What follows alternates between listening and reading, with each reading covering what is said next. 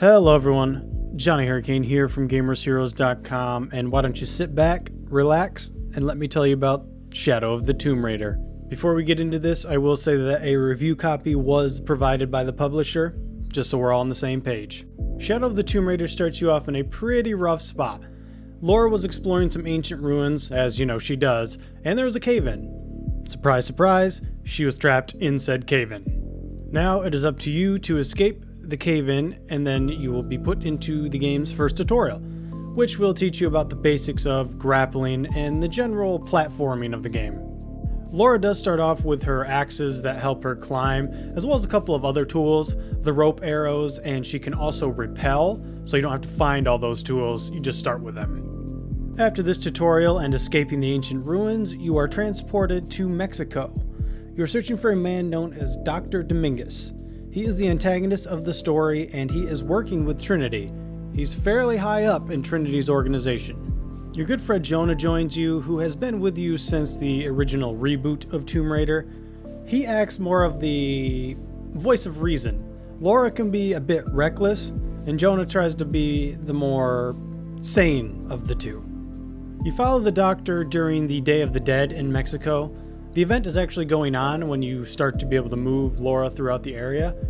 Although the event looks like it's a good time and everyone seems to be having fun, you do have a job to do. You can search around, you're not timed or anything like that, but you do have to follow the Doctor to progress in the story. When you finally do catch up to him and you listen, you realize that he is trying to find a way into some ancient ruins, as all the antagonists in every Tomb Raider are typically doing. But this time, he's trying to blow his way in with dynamite. So, you do have a chance to beat him, because you can climb.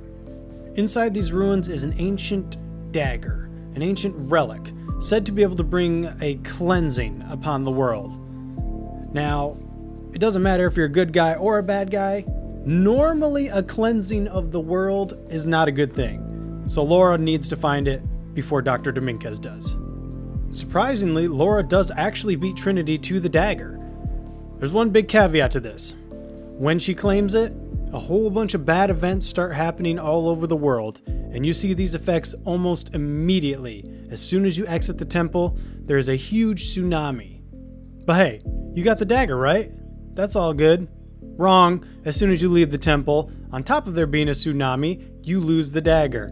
To guess who? Good old Dr. Dominguez. After he claims the dagger, he escapes the tsunami. You unfortunately are not so lucky. In the aftermath that follows, both Lara and Jonah believe that the dagger caused the tsunami. The area of Mexico that you were in is nearly completely destroyed, and tons of people lose their lives. You as the player cannot dispute that you pulled the dagger out with Lara. You might not agree that it caused the whole tsunami and the rest of the apocalypse, but your characters do believe that, and that is a driving force in the game. The thing about the dagger is that it is a key, and the key opens up this silver box, which the Doctor does not currently have, so there is still hope, and Lara sees it that way. Now, Jonah is a little more on the side of like, look what we did, but both of them agree that if they're going to stop this whole mess, they need to go find the silver box. The silver box leads them to the jungles of Peru, and this is where the game really opens up. This is more of your traditional Tomb Raider reboot, where you have the whole open world exploration thing with lots to collect and lots to see. Exploration will net you new crafting materials, new skill points, money, even new skills altogether. If you beat a tomb, you will get a new skill that you could not previously get with just skill points. The biggest new addition to exploration is how much underwater exploration you do. There was underwater exploration in the last game, but this game, there is a lot. Tombs, new gear, statues, other pieces of crafting material, literally everything could potentially be hidden underwater. And of course, it's not safe. You have to deal with eels, you have to deal with piranhas. To top it off, you have to deal with your breath. You can't breathe underwater. Plus, there's these little cracks you have to find. Sometimes they're pretty hard to spot when you need to escape certain areas. If you're going to take one thing from this video, take the fact that you need to get the skill that increases how long you can hold your breath, and the skill that increases how fast you can swim. These are both vital, because although optional stuff is underwater, main story segments are underwater as well, and you can be down there for a long time. Now, of course, you can't have a Tomb Raider game without tombs, right? So, of course, there are tombs. These are called challenge tombs. I do not recall if that's what they were called in the last game, but there are plenty of them in this one. These tombs are basically mini puzzles where they will challenge your platforming skills and your wits. You have to figure them out to earn a reward. In the previous 2 games, the rewards were like handgun upgrade parts or shotgun upgrade parts. This kind of became a meme, like, how does a 2000-old tomb have upgrade parts for my modern weapons? Don't worry, they've adjusted that in this one. Instead of weapon upgrade parts, you just get raw stats, raw skills. Now you can still be like, well, how does this teach me to climb faster or regen HP quicker?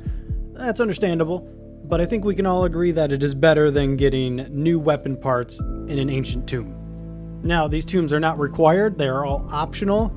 They will just give you an edge in the game if you choose to do them. Hunting makes a return also, but it is more useful than in previous games. Previously, it was used to upgrade things, yes, but now you do it to upgrade outfits and unlock new outfits. And if you don't care about outfits, the outfits actually give you bonuses, like you can stealth easier, or you get more crafting resources from plants, things like that. So it's worth your time to go out of your way to hunt. Early on in the game, this is a lot more threatening than later in the game. Obviously, later in the game, you're loaded with guns. You got your assault rifle, your shotgun, your pistols, yada yada. Early on, it's just your bow and your knife, and you're hunted by these 2 jaguars, and you have to bring them down with just that. It's pretty rough. Jaguars and wolves, yeah, they can be annoying, but you can fight back. Underwater, on the other hand, you cannot. So you have to hide, but you also have to worry about your breath. You also have to worry about the piranhas swimming above you. This makes underwater traversal very tense, and quite frankly, sometimes it can get to be a little overwhelming. Thankfully, throughout all this madness, there is a port in the storm. There are a couple of villages that you can go to and talk with the people there, get side quests, new information, things like that. Most importantly though, you can trade for new weapons, new outfits, and other gear that you might need. You can also sell unwanted materials here for extra money. Combat is that of a typical third-person shooter, but with a heavy emphasis on stealth. The biggest new additions are the plants against the wall, which you can stealth against, as well as the ability to use your vision to determine if an enemy is going to see if you do a stealth kill. So if they're red, it's like, hey, you kill that guy, someone's gonna see that. If it's yellow, you're in the clear. Something I really liked about the combat, you can use bottles for a distraction. That's nothing new. But I ended up throwing 2 in a row once. I missed the opportunity to kill, so I was just like, hey, I'll toss another one. I did that, and the guys were like, no. Something's going on here. And they weren't alerted to my presence so much as they were on guard. They were looking for me. I really like that. And of course, if you don't want to be stealthy, the loud and proud option is available. Got assault rifles, shotguns, pistols, explosives. Go for it. In Shadow of the Tomb Raider, you do get to play as little Lara. I'm always a little iffy when it comes to flashback scenes and playing as kids, because you just don't naturally have as many abilities as you would as an adult.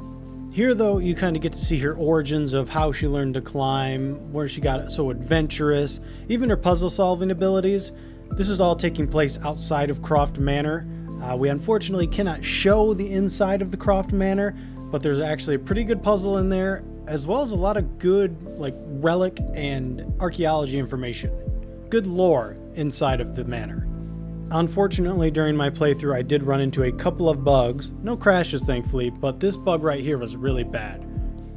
You know those segments during the story where it's like you can't run, you just have to walk, you're forced to walk?